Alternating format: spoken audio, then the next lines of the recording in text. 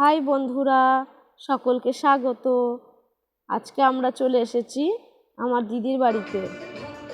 ওদের গুরুদেবের কালকে অনুষ্ঠান হবে, তা আজকে আমরা আমার দিদির বাড়িতে রাতের বেলায় চলে এসেছি।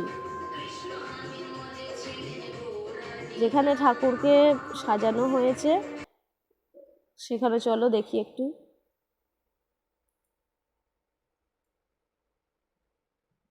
এই যে এখানে বসিয়েছে ঠাকুরকে, ফুল দিয়ে কত সুন্দর সাজিয়েছে, বাহ খুব সুন্দর লাগছে দেখতে। মাঝখানে ঠাকুর অনুকূলচন্দ্র, এদিকে বরদা বড় মা, নিচে বোধহয় ঋত্বিক রয়েছেন একজন, আমি সঠিক হয়তো জানি না, তোমরা জেনে থাকলে সেটা জানিও আমাকে।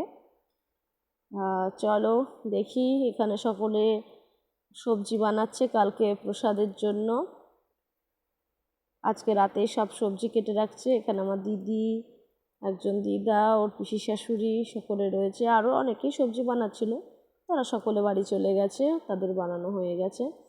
তা ভিডিওটি আবার কালকে ভোরবেলা থেকে তোমাদের দেখাই।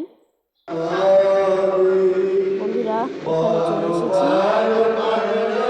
ভোরবেলার ভোর চারটে থেকে। ঠাকুরের প্রার্থনা বন্দনা হচ্ছে।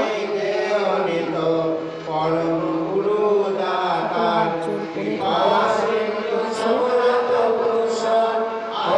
তো সকাল সকাল আমি স্নান করে রেডি হয়ে ঠাকুরকে একটু প্রণাম করতে চলে এসেছি,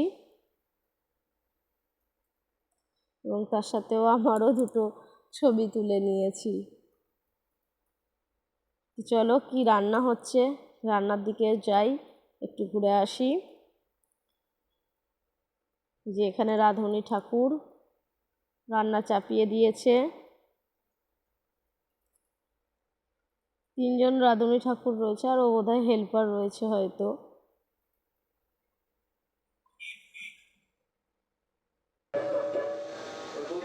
এরপর দুপুরবেলায় ভোগ আরতি শুরু হয়ে যাবে, তো ভোগের ব্যবস্থা হবে। রান্নাবান্নাগুলো সব চাপা দিয়ে, অনেকে রান্না হয়ে গেছে, তা চাপা দিয়ে ঢেকে রেখেছে। তো এখানে ভোগ আরতি শুরু হয়ে গেছে, ঠাকুরের ভোগ হচ্ছে। একজন দিদি ভাই খুব সুন্দর গান পরিবেশন করছে, ঠাকুরকে শুনতে খুব ভালো লাগছে।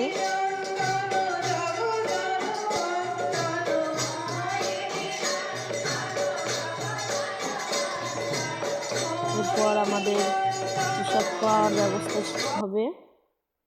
এই যে এখানে প্রসাদ দেওয়া হবে। আজকে প্রসাদে মেনু হচ্ছে ভাত, ভেজ ডাল, শুক্তো এবং পটলের তরকারি, চাটনি আর পায়েস। এই যে সকলে প্রসাদ পাচ্ছে, অনেক লোক সমাগম হয়েছিল, সকলেই প্রসাদ পেয়েছে।